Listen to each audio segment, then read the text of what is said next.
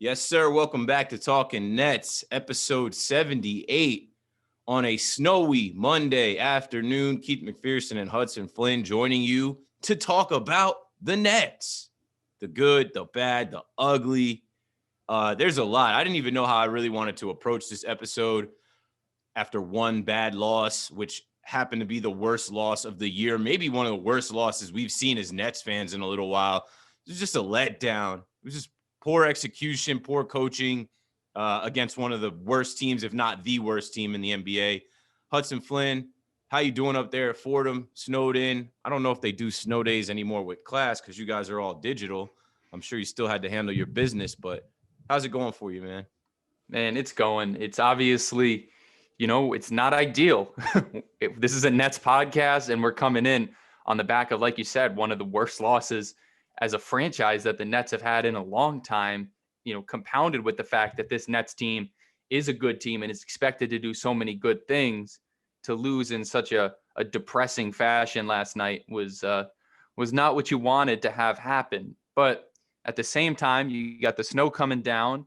You got, that cozy vibe. Maybe, the Nets are coming back to Brooklyn ready to, get down, hunker down and win some basketball games. You just got to hope they are. You got to hope that they're going to have a minute to just be able to spend some time on the things they need to improve on.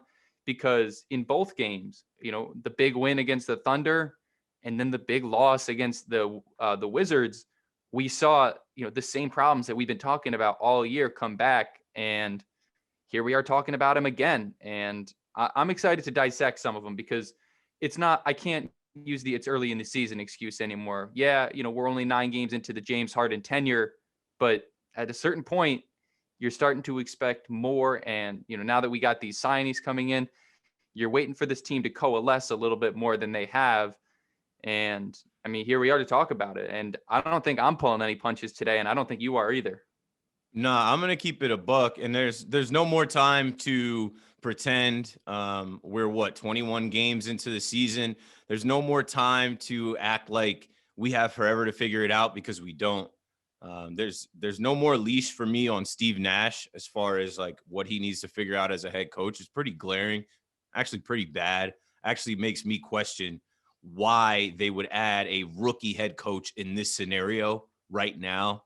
I would have loved actually for Greg Popovich to be over here now. I know that was a joke that was running through Nets Twitter for months. Man, we have Mike D'Antoni and Jacques Vaughn on this team, guys with some head coaching experience, and it don't matter. It doesn't help because the head guy still got to be the head guy. And before we get too deep into last night's game and before we make this podcast a whole doom and gloom scenario, which it's not, we're still second place in the East. We're 13-9. James Harden did not play last night. James Harden will be just fine. He has a leg contusion, a quad contusion. He'll be okay. And then again, what you hear me say on this podcast is this team is not the team.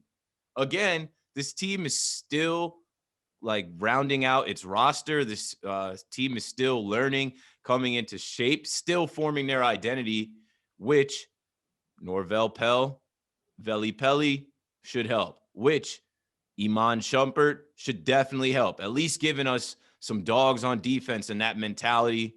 There's rumors of J.J. Redick, and obviously we talked about Andre Drummond and JaVale McGee and Kevin Love last episode.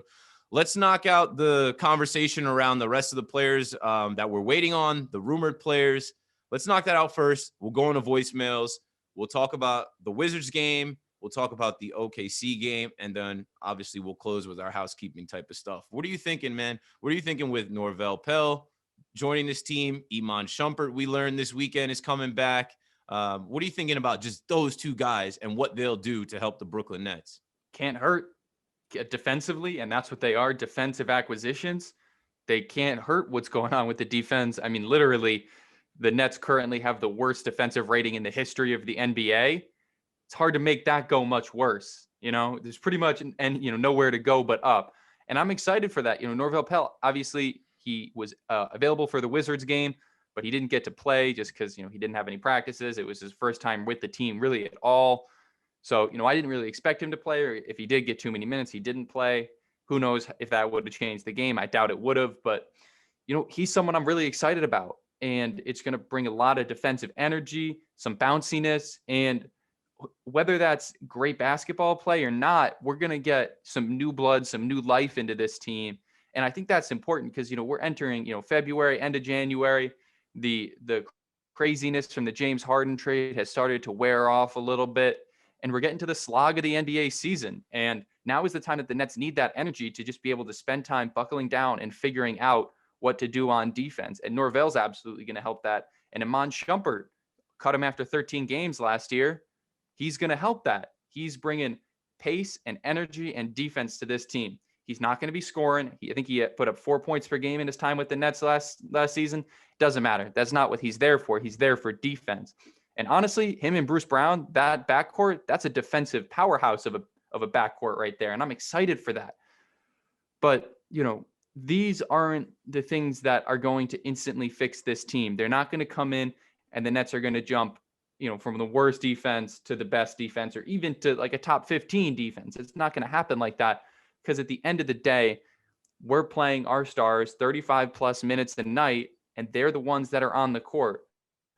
And they need to play defense. Like Kyrie said last night, he couldn't guard a stick. He was getting run around like a pylon, and that just can't happen. And at the end of the day, it has to come down to the players that are on this team. And you always like to say that this team isn't finished yet.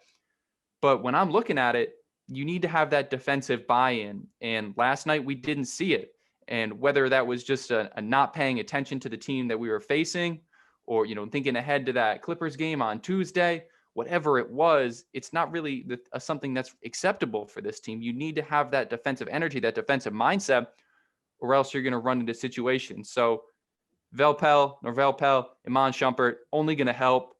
But at the end of the day, they're not what's make or breaking this team on the defensive end. You're 100% right about that. We need better defense out of everybody, including the stars. Kyrie knew Ish Smith was cooking him, and, Brad Beal and Westbrook, these guys were getting their shots off with ease. I don't want to go too much into the game yet. We will talk about it because I got a bunch that I want to say, especially with, Norvell Pell and Iman Shumpert coming in, guys that are veterans, guys that I think have that dog mentality. When I say this team isn't the team, we're not going to be relying on a rookie and Reggie Perry this much. Reggie Perry came into the game last night. He had 3 fouls in 3 minutes. I'm tired of seeing it. Like, no knock on Reggie Perry. We talk about Reggie Perry every week because we love him for coming on the podcast.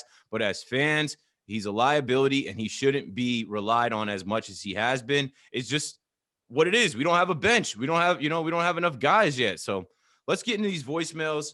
I'm sure everybody on the voicemails are going to have the same tone that we have right now. Yo, honestly, I'm glad they lost this game. Like, OD wake-up call. There needs to be more of a buy-in. Steve Nash, you need to fix the schemes. Like, damn, I don't know what they be smoking right now. I don't get why we can't close out games. It was the first quarter. We're up at 18.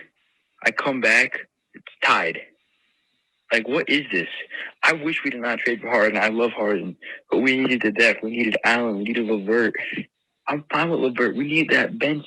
We need that defense. I don't know why we did this. We need to fire Steve Nash. And TLC sucks. Yo, it's Jay. I seen your number on the Talking Nets Instagram. We got to talk about y'all game on defense. Give me a call back at 203. No, we good. He left his phone number. I had to cut it off. We're good. Yo, what up, Keith?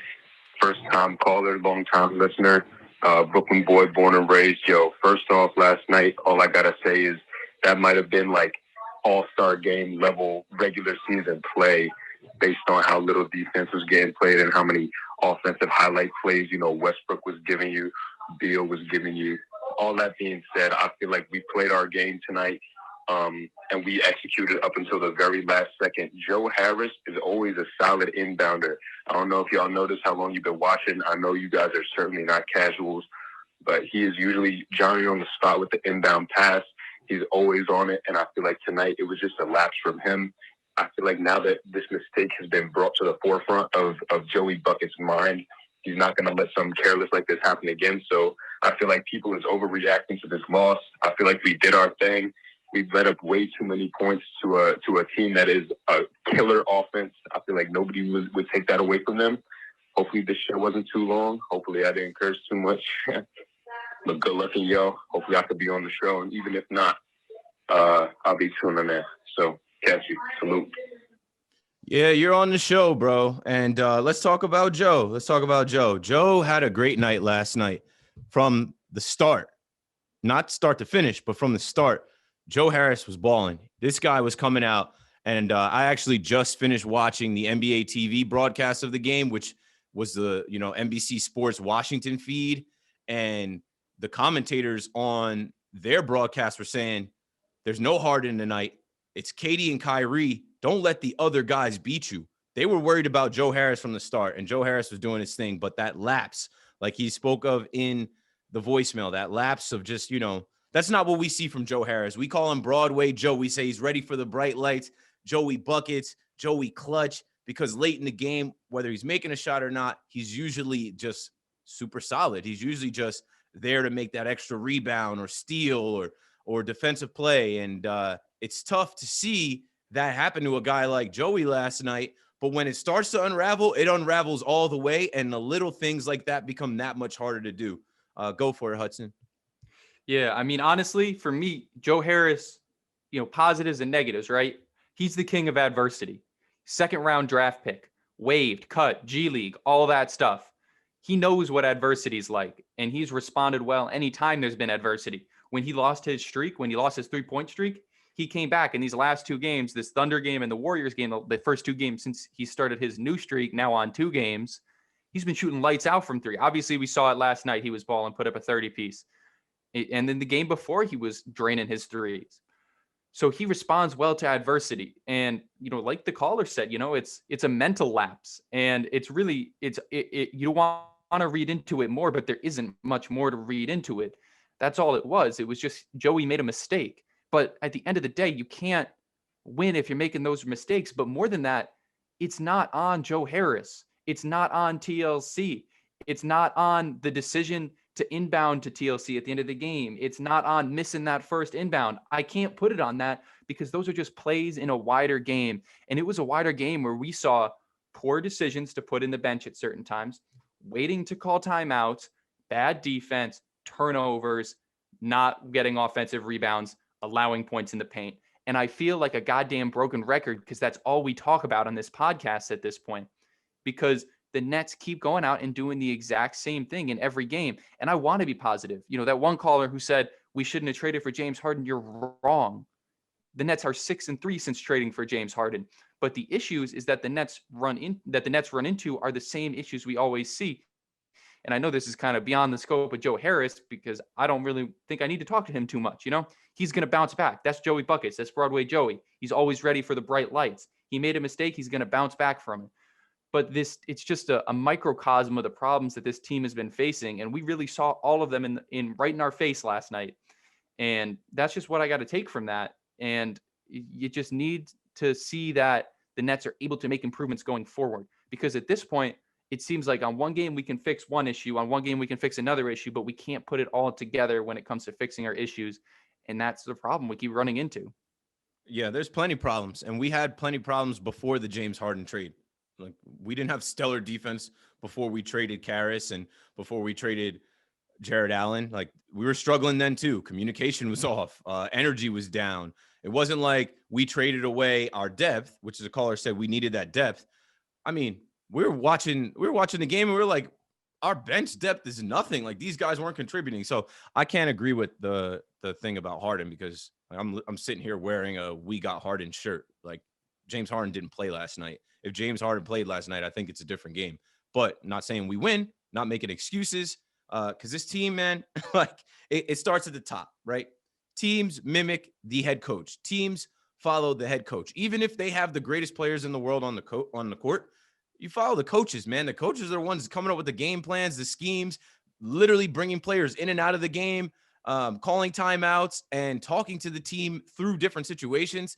And we don't have that right now. Steve Nash, I said on the last podcast, I respect the guy as a player and as a basketball mind, but he ain't there as a head coach yet.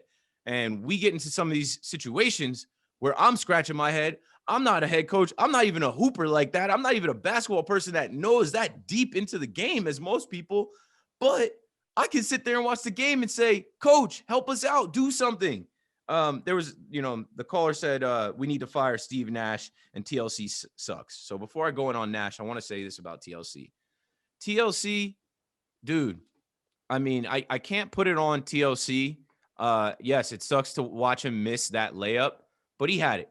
And that's a layup that, 95% of NBA players are supposed to make on an inbound. You make that layup every time. I don't know, it shouldn't have came down to that, right? The optics look bad when it's like, you have KD and Kyrie. Why is Kyrie inbounding to TLC? Well, it's deeper than that. We shouldn't even have been in that situation. We shouldn't have gave up 149 points to the Wizards, the worst team in the league. Let Russ come in, drop 41. Let Brad put up 37 when he only had 6 through the first half. Well, the first quarter and first half of the second quarter, he only had 6. It's just bad. And I want to say this about Steve Nash versus Scott Brooks. Last night, you got to see Scott Brooks, a head coach with a ton of experience, plenty of experience. And if you were watching, I got to watch the Wizards broadcast, so I got to watch the other side of it.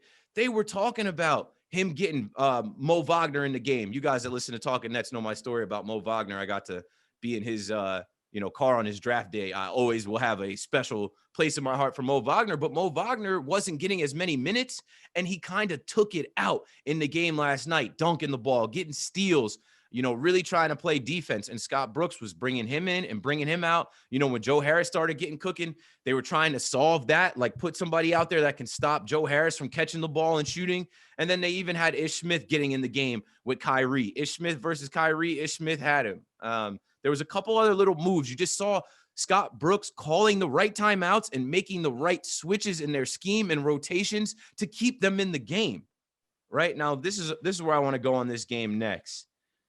Because this caller also said something about, the first quarter we were up by 18. I come back, it's tied. What is this?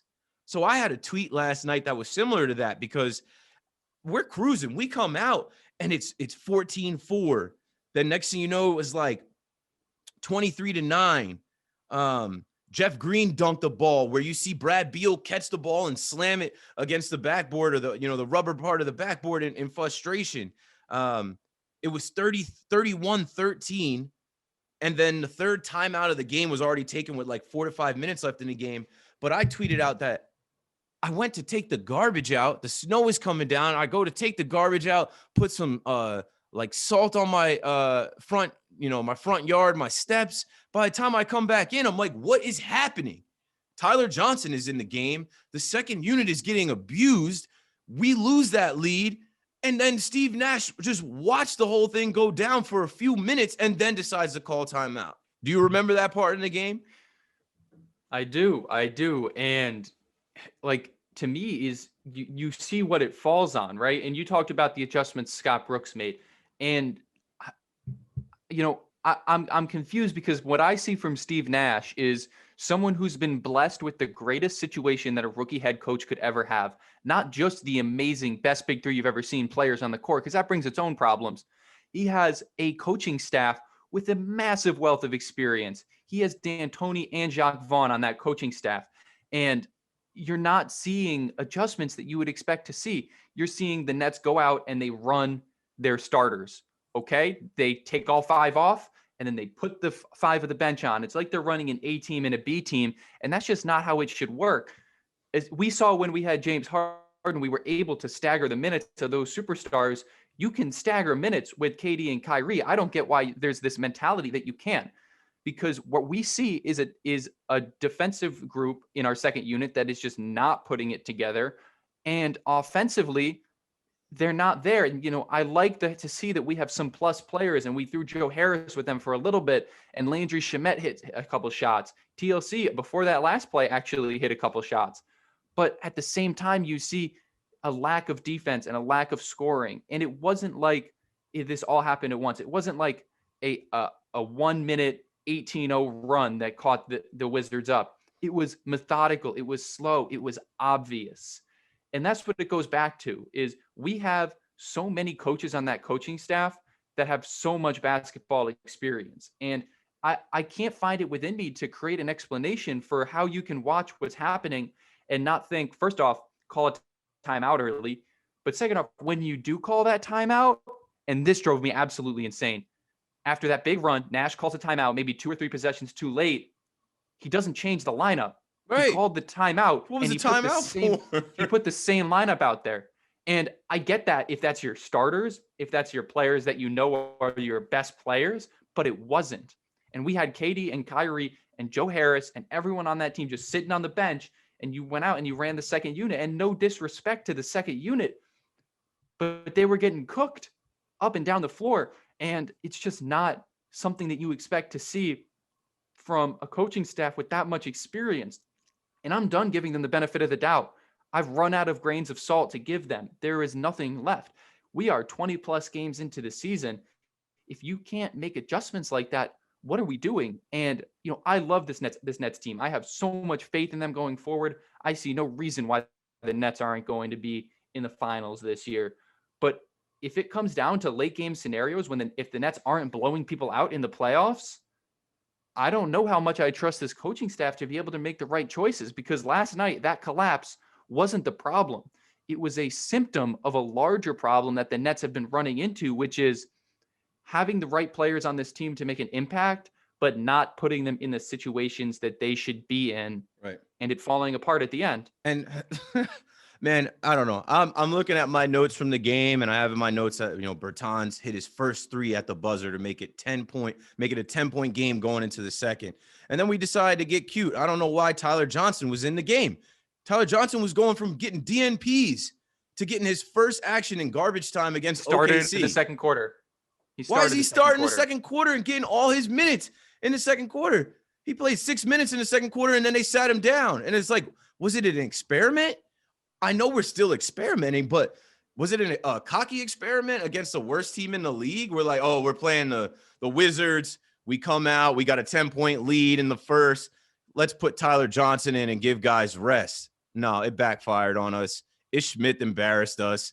And another thing with like Ish Smith, Bertans, and some of these guys, they were coming off of COVID protocols. Some of these guys missed a lot of time, and this was their first game back.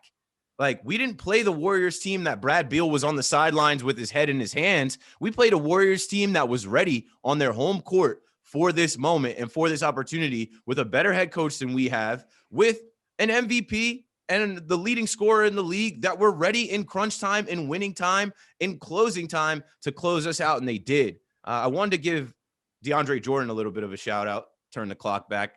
This guy. We needed him. I can't hate on him in the worst loss of the year. I can't hate on him. He didn't play in crunch time. You can't hate on him. When the Nets fell apart, he wasn't on the court. He did his part. He had 19 minutes. He was 4 for 5. He had 3 offensive rebounds, 5 defensive rebounds, 8 total, 2 assists, 1 block. He was plus 14, had 8 points. Couldn't be mad at what he did. But looking at the rest of the squad, man, I mean, Reggie Perry, 0 points. Tyler Johnson, 0 points. Those guys, we can't rely on those guys. Experiment over. We have Pell now. We have Shump now. Change up the rotations. Like, something's got to give. Something's got to change. And one of the callers said, I'm glad we lost this game. This is like an OD wake-up call. We need more from Steve Nash. He needs to fix the schemes. Like, damn, I don't know what they're smoking right now. I don't know what they're smoking right now either, because, like you said, we have Mike D'Antoni. We have Jacques Vaughn. Stand up and nudge him. Stand up and make a call for a timeout, or tell him to. Like, I guess they, I know they can't do that, but it's whack. It's whack to see a 30-point night from Joe Harris get wasted. 37 points from KD get wasted. Kyrie had 26, and he was trying to keep us in it late. But when it all falls down, it all falls down. Like I said, Brad Beal only had 6 points till there was like 4 minutes left in the half. He knew what to do in the second half to close us out. Too many turnovers. We're going to move on from this game. I just don't want to miss anything else from this game. Jeff Green. That was a hell of a night from Jeff Green. 23 points from Jeff Green. Wasted the whole night. Landry Shamet. I think you put out a tweet about Landry Shamet responding to our cyberbullying. It works. Put out a video of shit Nets fans say, and it was like, he responded to that. The last thing I'll say about this game, because no one wants to listen, if it's your morning commute, no one wants to wake up just hearing all this negativity, but obviously there's a lot of negativity to talk about. The last thing I'm going to hit on is just we put up all these Brad Beal type performances. We put up these big numbers and big losses. And you have to give respect to the players that put up those big numbers, but they couldn't get it done in winning time. And this Nets team is going to run into a lot of games in winning time. Think back to that Bucks game that we played, that game that's looking like a highlight of the year. We won that game, but the last shot the Bucks had was an open look from 3. It was clean. We could easily have been talking about that game after a loss. And I think that that's the issue that the Nets run into is they can score so much and play so well, but when it comes down to the last minutes of the game, they're either burnt out because they can't play 50 minutes a night just because it's not possible, or they're just not being put in the right situation to make winning plays. And at the end of the day, we need to see more from this team, but more importantly, we need to see more from this coaching staff, and just to find a niche that works for this team. It seems like there's something new that comes out of every game. At the beginning of the season, it was why isn't Bruce Brown playing? Why wasn't TLC playing when we wanted him to play? Why is Landry Shamet still playing? Why did Landry Shamet stop playing after he started to play well? It's always something, and I cannot figure out why we cannot make one change that is a long-term impact positive on this team without somehow reverting some other change that we have seen with empirical facts and data to also be a positive impact on this team. And like you said, we're not basketball coaches. We didn't play high-level basketball. This is stuff anybody can see. I don't know that much about the high-level coaching in basketball. I barely know anything, but I have 2 eyes. And anyone with 2 eyes can see that there are things that work and things that aren't working. And for some reason, we're doubling down on the things that aren't working. Anyone can see the Wizards go on a 22-7 run with the second unit getting abused before Steve Nash decides to call timeout. That's my biggest thing with Steve Nash right now. You're not a fan. You're not watching as a spectator. You can affect the game. You are the head coach. I don't know if you got to practice in the mirror. I don't know if you got to practice in practice time with these guys, but get some reps on knowing when to stop the game, when to make changes to the game, when to switch players in and out, depending on who the Wizards or the opposing team has on the court, because that's what I was watching Scott Brooks do. Scott Brooks was having a little chess match. Okay, you got Kyrie in the game. We're going to bring Ish Smith back in. Okay, Joe Harris is cooking. We got something for that. And the Wizards are a world team. They got a bunch of guys from 8 different countries, and the United Nations rocked us last night. We got beat, and we didn't get smoked. The largest lead was 18 points. The Nets had an 18-point lead at one point. What were we doing? Strange things started happening. Later in that game, like Russ got a tech where he was yelling at Bruce Brown, you're too small. But you could tell they had some momentum on their home floor. They wanted this win. This is a hungry team. What did they have? 3 wins going into last night? They wanted to get the win. And when I say strange things were happening, I have to mention what the fuck was going on with the Yes Network broadcast of the game. I just said that I watched the NBA TV replay of the game with the Wizards, which was a different feel because I could see how much time was left on the clock. I could see, as the I don't know what happened in the Yes Network broadcast. It was snowing last night, and I think that's the excuse. Hey, it was bad weather. Maybe something was happening with the transmission of the game. I don't know. I don't work in television broadcasting. But I do know that late in that game, Nets fans could not see the scoreboard.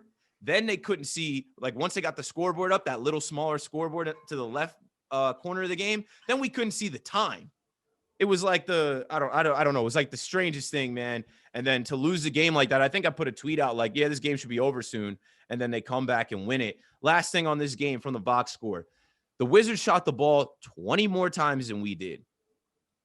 The Wizards also had 72 points in the paint compared to our 34. Here's another stat that's glaring. 17 turnovers by the Nets, only 7 from the Wizards.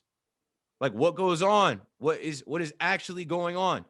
We turn the ball over in the most inopportune times. And then when you look at the points off turnovers, right, last night, it doesn't matter, man. The box score doesn't matter. This game doesn't matter. KD said this is one you got to kind of just forget about. But you know what? We do got to forget about it as a team to move on. We got the Clippers coming up. We got the Raptors coming up. We got good teams coming up. But as fans, we can't forget about it. As Nets fans that have gone through misery, that have gone through pain, now that we literally got rid of guys that we love to have this team, we deserve better than this. We expect better than this. And I expect to see better results faster.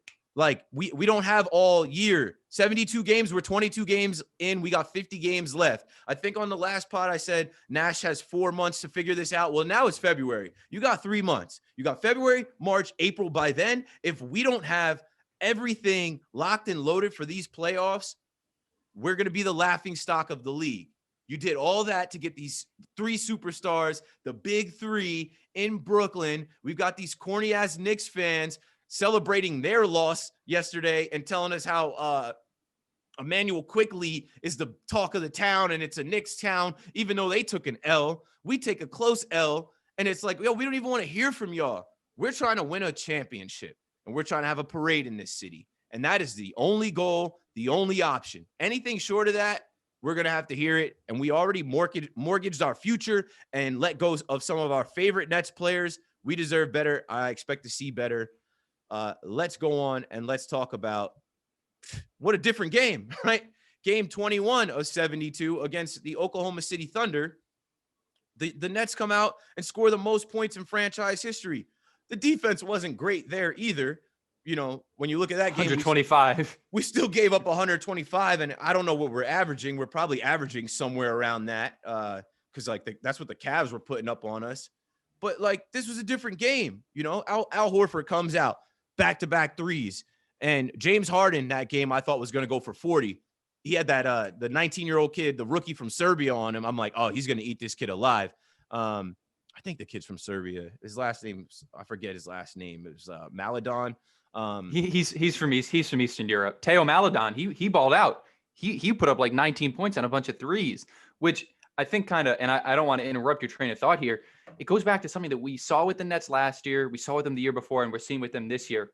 The most random players get hotter than they've ever been in their entire lives, on the Nets. Like, they put up the most insane career highs that I've ever seen. It's just, it's a thing that we talked about last season. And it comes back to the fact that the Nets are going to get everyone's best shot. Yep. Everyone wants to show out with the brightest lights on them. And the Nets have to understand that. And we can't walk into this Wizards game and just let that happen to us. We have to go out with that Bruce Brown dog mentality from every player on the court. We got to go out without that energy. And we're not seeing it because we're acting like we won something when we haven't won anything yet. Hype. It's a hell of a drug. We're all on the hype train right now. Talking Nets fans, NBA, Twitter, Nets, Twitter. We're all on the hype train right now. It's fun to be the talk of the league. It's fun to be talked about in every NBA conversation. Oh, KD's back from his Achilles. He's good. Oh, Kyrie's back from his leave. He's good. Oh, Harden is over there. He's where he finally wants to be. Well, yeah, put it all together. So KD had the night off against the Thunder. I guess, revenge game for Harden, his old team. Payback game for us. I think the Thunder had beat us 5 times in a row going into that game. And on their home floor, we came out pretty quickly and established our dominance. 50 points from Kyrie, 50 points from Harden. Bruce Brown, what can Brown do for you? 19 points. I think that might have been his season high. Joe Harris chipped in with another 20. But really what I love to see, which we didn't really see as much, last night, we had points off the bench. A lot of points off the bench. Shamet had 11. TLC had 13. Perry had 10. Jeff Green had 11. Chioza had 3. That helps. These teams are looking at the big 3 and they're saying, okay, if we can stop them, we can't let the other guys beat us. And the Thunder had nothing for us. Like I said, again, most points in franchise history, but we gave up a ton. These guys knew that game was over at half. They were up they hit 100 in the third quarter with like 4 minutes left. And I think it was just a good feeling for the team, right? No KD, come out and perform. Harden, lead the way. Kyrie, you both lead the way. Both put up 25 points, get guys involved, and do what you got to do to win the game. 70 points from the paint. We got 70 points from the paint. What did I just say? If you rewind the podcast last night, the Wizards had 70-some points in the paint. what a contrast from different nights. Last night, we only had 34 points in the paint against the Wizards. What happened to the 70 we had against the Thunder? Hey, different matchup, different team, different story. You got anything else from this game, man? I really don't care. I will say this.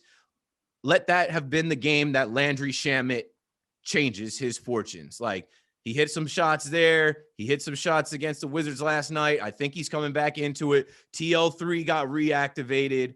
Like I said, 48 points from the bench, 70 points in the paint. We out-rebounded them 50-36. Good win. What I took for that game is that the Nets have this unique ability to just absolutely take the life out of teams by just pounding them with points. Like, it's ridiculous. Like you said at halftime, they were just completely demoralized and out of it, and the Nets just walloped them. And I hate to keep talking about it, but in that Wizards game, we saw that for a little bit. In the first quarter, we saw that Bradley Beal was pouting and sulking all up and down the court. He was trying to put in that James Harden, Deshaun Watson type energy to get himself up out of DC. But we let them get back into the game, and that changed everything. In the Thunder game, we didn't. But if you let a team back into the game and they know, wait a minute, this team, yeah, they can score a lot, but we just went on a 21-5 run. Wait a minute. If we can score like that, we can stop them from scoring. We can do anything. And they can. And teams can do anything if they get that mentality on them. And it's more than just the bad defense. It's the fact that it's hard to be a 10 energy-wise every night. But against bad teams, which we have a losing record against, I think we're 4-6, and against bad teams, 9-3 against good teams, we allow these teams to bring in all their hype and all that energy and just shove it down our throats like every time it happens. And we have that ability to stop teams from doing that and to demoralize them and take all the life out of the stadium. But if we don't keep it up and keep trying to score and keep trying to just put the ball in the basket and bring all of our energy, you run into a Wizards situation. So it's really like a tale of two games. And we see what can happen when it goes well, and we can see what happens when it doesn't. Yeah, when it doesn't, it sucks because, once again, we have a rookie head coach. We have 3 of the best players in the NBA. We have all of this hype. The Nets are living up to some of it. Rome wasn't built in a day. The Nets are 13-9. We're 22 games in out of 72 with 50 left to play. We're second in the East. The Philadelphia 76ers know we're coming for that spot, but the growing pains, we got to go through them because we can't play defense worth the shit. And that's been pretty consistent. I've watched plenty Nets games and said that. It's been pretty consistent that we couldn't stop a nosebleed. So, where does that get changed? I think Pooch tweeted out, didn't Nash say all they did was work on defense in the preseason? Like, no offense? Like, yeah, there shouldn't be any time at practice wasted on the offense. So let's wrap this thing up, man. I don't know what else to say besides, Steve Nash is a rookie head coach. We got to go through the growing pains with him. We need Harden. We need KD and Kyrie to all be on the court. It's great to have the luxury to not play one of them or rest one of them, but you do that looking at the team's record you're playing against and not thinking about, hey, don't look at this team as what their record has them as. Look at this team as they are coming for your ass. They are going to play their best game against you tonight. They are going to turn up against you. You are no longer the hunter. You are the hunted. The Nets play up to their competition and down to their competition. This is not nothing new. We've been saying this for weeks. So all we can do is hope for, the coaches to help these guys get better and this new blood coming in to change the mentality. I want to see some dogs on defense. I want to see some bullies. I want to see a beast mentality. And enough of us complaining. I hope you enjoyed this little therapy vent sesh between myself and Hudson. But now we got to close the pod and wrap things up on a more positive note. So it's been announced. Our first live podcast ever will be Saturday, February 13th, the Saturday after the Super Bowl. NFL will be done that weekend. Who knows what's going on, but I know what's going on. The Warriors will host your Brooklyn Nets at the Chase Center all the way out in Cali. You know what we'll be doing on the east side in Brooklyn? We will be outside at Tailgate. Tailgate is an outdoor sports bar. It's basically set up with COVID in mind. right? Everything is socially distant. You go in, you get a table, you can fit 6 to 8 people at your table. You order from your phone at the table. They bring you your food, bring you your drinks. You don't got to get up. You don't got to go anywhere. You sit at your table. You've got your own like 65-inch flat screen TV and heater for you and your party. Hudson and I are going to be on the mic. They're doing a live podcast on February 13th, weather permitting. Dress warm if you're coming. It doesn't cost you anything. No tickets. Just pull up. Support Talking Nets, John Boy Media, and support Tailgate Brooklyn, which is going to be an awesome place once it gets warmer. It's got like the tailgate vibe. It's got the like outdoor vibe. You know, I see them playing like cornhole, beer pong at this place when it gets a little bit warmer, and we'll be out there COVID safe. They got Purell set up. They got signs for you to wear your mask. It's really just an outside chill spot. So if you're interested in linking up, it's going to be from 7 p.m. to whenever the game ends. Live podcast will probably start around 7:30. Hudson and I will do our thing, and then we'll watch the game with everybody. So it'll be a cool way for us in Brooklyn to meet people and link with people and watch the Nets somewhere. I know some people are going to be itching to get out of the house. You're about to be snowed in your house this week, and you've been stuck in your house since this COVID stuff started almost a year ago. We're turning the corner, and we've got an event set up, and this is the first of many to come. We look forward to seeing you there. It's in Williamsburg, right next to the Williamsburg Hotel. The address is 86 North 11th Street. You can look up Tailgate Brooklyn. They're brand new. They just got started. And yeah, we're on it. You know, if you're coming out of New York, you take the 4 train to 14th Street, Union Square. Then you take the L to the Bedford Ave stop in Williamsburg. And you come chill and watch some basketball and get some fries, get some burgers, get some beers, and link with other Nets fans. TN fam, we'll see you there. Hudson, what are you thinking about that? I know you're underage. I know you might have some trepidation stepping into the bar, stepping into the area with the adults, but I promise you, I got your back. I mean, that's all I need. I need that institutional support from Keith and the guys at Tailgate. Nah, for real though, like, you know, obviously on Twitter, you know, with the podcast, the TN fam, a lot of connections to the block and, you know, in the Brooklyn Brigade and all that fan energy. And last season, we spent a lot of time in the Barclays Center. And, you know, it sucks this year to not be able to have that type of energy and to be able to watch Nets games with other Nets fans. Like, you know, I watch the games, I clip the games, but I don't have that many other Nets fans that I can, you know, watch a game with and enjoy that fan experience. And, you know, obviously, you know, it's the same for all of us right now. So it's just going to be a great opportunity, aside from the live podcast, just to be able to sit down and watch a Nets game with other Nets fans and to be able to voice your frustrations because we know that they're inevitable, and enjoy the triumphs of being a Nets fan and watching James Harden, Kyrie, and Kevin Durant play with other Nets fans. And for me, that's going to be the first time I've been able to do anything like this in this new era. And I think it should be your first time doing it as well. It's going to be exciting. Be there, have a good time, just pull up. Last but not least, we have a review. Bird's Eye View writes, and I seen Bird's Eye View, and I was like, "Is this Bird's Nets from Twitter?" We should bring Bird's Nets into the TN fam, the extended Talking Nets family. So Bird's View writes on Thursday, 5 stars, amazing Brooklyn Nets pod. Forget just being my favorite Brooklyn Nets pod. This is my favorite anything pod. Keith and Hudson do such a fabulous job in putting together a show for all Nets fans. I consider them the voice and the pulse of Nets Nation and Nets fandom. I listen to these guys regularly on my commute to and from work and love to hear their great insights. Keep doing what you're doing, guys. Much love. Brooklyn. That's not the end of the show. That was in the review. Awesome. I appreciate that. Hit us up, Bird's View. I will send you a shirt. Hudson's rocking the Nets World hoodie.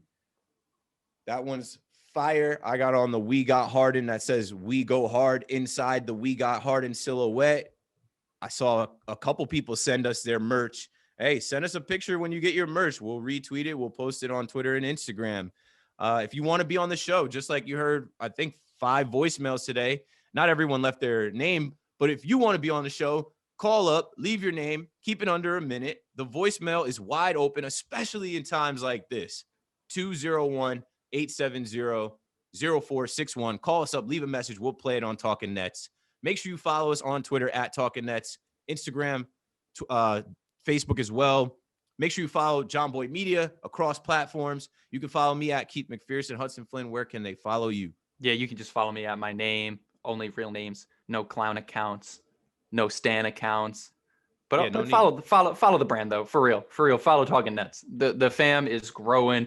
Talking Nets is growing. We're about to hit 5K on Twitter. Let's Woo! just keep it rolling. We got to keep that positive energy flowing. And as a Nets account on Twitter, we try to keep that positive energy coming. We're not spending too much time focused on, hating on that other franchise in New York City or, being all doom and gloom. We put out highlights. We put out some takes. We put out some funny clips. We just have a good time. And if you're looking for that kind of energy, follow the Twitter at Talking Nets.